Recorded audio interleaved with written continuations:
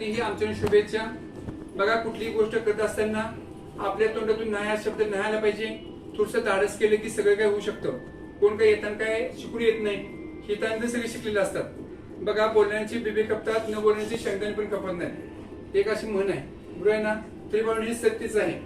जे बोलतात ना तेच माणसं पुढे चकाकली जातात आणि तीच हिऱ्याच्या रूपात दिसतात आपल्याला.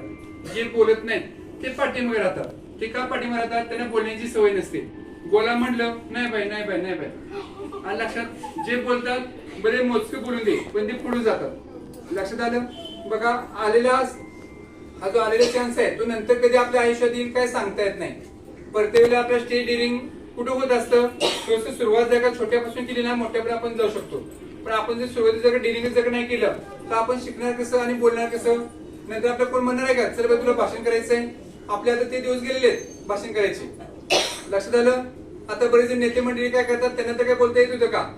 हसून बोलतात, म्हणून काय बोलायचं ते बोलू. हा, त्यांना कोण काय विरोध पण करत नसतो. आणि समजा एखादा शब्द का चुकून गेला, इथे काय आपल्या लगी बाबा काय तुझं काय व्हिडिओ शूटिंग चालू आहे का? बाबा ठीक आहे, आपल्या चुकून बाबा तोंडातून शब्द गेलेला आहे काय ते छापतील वगैरे असं काय का? काहीच नाही. लक्षात बघा, ते जे काय तुम्ही शिकलेलं आहात शिवण क्लासचं, आपले जे साधा ब्लाऊज, कटोरी, साधा एरिंग, हेनकुटी, प्रिन्सेस, 3 टक्स, मद्रासी, 1 टक्स, स्टँड कॉलर, किंवा तुम्हाला मॅडम आणखी गळे वगैरे काय शिकवलं असतील वगैरे, किंवा ब्लाऊजचे वेगळे प्रकार किंवा ड्रेसचे वेगळे प्रकार, जे तुम्ही शिकलेला आहात ते जास्तीत जास्त प्रॅक्टिस करा. समजा जर काही एखादी गोष्ट येत नसेल तर एकमेकाला विचारा, आणखी त्यातून पुढे नवीन काय ते शिका. आमच्याकडून तुम्हाला आमच्या खूप खूप शुभेच्छा. जे पार्लरचे आहेत त्यांना पण खूप खूप शुभेच्छा. पार्लर टाका, येत नाही म्हणून थांबू नका. ह्याच्यापेक्षा जास्त काहीच नसतं. काय काय म्हणतात तू कोर्स कुठे केला?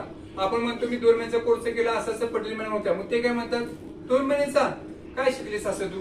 पण तुम्ही गेले ना 6-6 महिने जातात, जिथे 6 महिने जातात, जिथे वर्षभर जातात, त्याच्यापेक्षा आपला सिलेबस जास्त आहे. आणि नेहमी जे आपण जे करतो त्याच्यापेक्षा मॅडम तुम्हाला जास्त शिकवलेलं आहे. बघा, आता खान मॅडम आपल्या कधीतरी येत होत्या, बरोबर? आठवड्यात एकदाच ती यायची, रविवारची बहुतेक, आणि अजून मध्ये जर सुट्टी जर असेल तरच ती यायची. तरी ती काय म्हणते की क्लास अगदी खूप छान झाला. मग आपण तर रेग्युलर आलेलो आहोत तर आपल्याला तर क्लास तो आवडायलाच पाहिजे. आणि लेडीज करतातच काय, आयब्रो, हेअरस्टाईल वगैरे, साडी वगैरे, साडी टिपिंग वगैरे, वॅक्स, ब्लीच, फेशियल हे नेहमी चालत आलेलं असतं. स्पा वगैरे कोण जास्त कोण काय करत बसत नसतं. आणि स्पा आपल्याला माहित पण नसतो. लक्षात, ते सिटी मध्ये चालतं ते पण जास्त कोण काय करत नाही. पैसे सांगले काय म्हणतात ना, तो आता नको, ते नेक्स्ट टाइम बघू. बघ, ते विचार इतकं मोठं बोलायचं खरं काही लगेच काय करते का काय असं वाटतं ते. आता तुम्ही जे केलं आहात ना, कुठेही अजिबात शिकायला जाऊ नका. माझ्या मते शिवण क्लास असून दे किंवा ब्युटी पार्लर असून दे, ह्याच्या पुढचं काय नाही. ह्याच्या पुढचं काय आहे? ह्याच्या पुढचं ऍडव्हान्स आहे. ऍडव्हान्स म्हणजे काय? पैसे काढण्याचं तिथून पुढे साधन साधन. लक्षात आलं? माझी बाची आहे, ती राहते कडल्यासला, सांगोल्याकडे कडल्यास म्हणून गाव आहे, तिथं आहे. तिचा डेंटिस्ट आहे. ती सध्या सांगोल्यामध्ये नारनवर म्हणून डॉक्टर आहेत, खूप फेमस आहेत. आता ते एकदम स्पेशलिस्ट डॉक्टर आहेत. ती सध्या तिला 70,000 रुपये पेमेंट देतात महिन्याला. मग ती काय डॉक्टरने तिला सहज विचारलं, काय कर तू बीडीएसवी झालेली आहेस, तर आता ह्याच्या पुढचा जो कोर्स आहे ती का नाही करत? सर म्हणले त्या जे एमडी करतात तेच काम मी पण करते इथं. मग मला आता 5 वर्ष घालवायची, त्याच्यानंतर माझा वेळ वाया घालवायचा, पैसे वाया घालवायची काही गरजच नाही. मी हा एक करतेच आहे आणि ह्याची तर काय नाहीच आहे यार. मग मी माझी पैसे आणि वेळ का वाया घालू? असं तिचं कालचं वाक्य होतं. ते मला खूप छान वाटलं. लक्षात, तसं ना तुम्हाला जे कोणी काय सांगितलं आणि बघा येतेच म्हणून सांगा, येत नाही म्हणायचं नाही. जे आलेलं असतं त्याला काही माहित नसतं त्यातलं. लक्षात आलं का? तिला हा येतं का? हा येतं.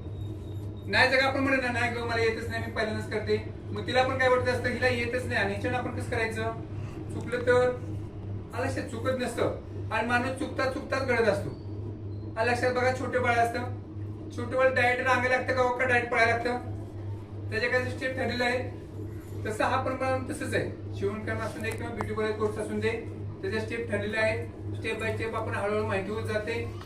तुमच्या फ्युचरसाठी पुन्हा एकदा आमच्याकडून खूप खूप शुभेच्छा. तुमच्या घरच्यांनी आमच्याकडे एवढा विश्वास ठेवला, तुम्हाला गेले 2 महिने सततीने पाठवलं, त्याच्याबद्दल तुमच्या घरच्यांचं पण आहे, तुमचं पण आणि तुमच्या मैत्रिणींचं पण, सगळ्यांचं पुन्हा एकदा धन्यवाद. तुम्ही आम्हाला इथे क्लास घेण्याची संधी दिली. त्याच्यानंतर 6 महिन्यांनी दिवाळी सुट्टीत किंवा उन्हाळ्यात सुट्टीत आणखीन आपले क्लासेस चालू होतात, आहे तेच होतील. त्यावेळेला तुम्हाला पण जर काय अडचणी असतील, काय प्रॉब्लेम असतील तर येत जावा. आणखी जर कोण नवीन जर ऍडमिशन असतील तर त्यांनाही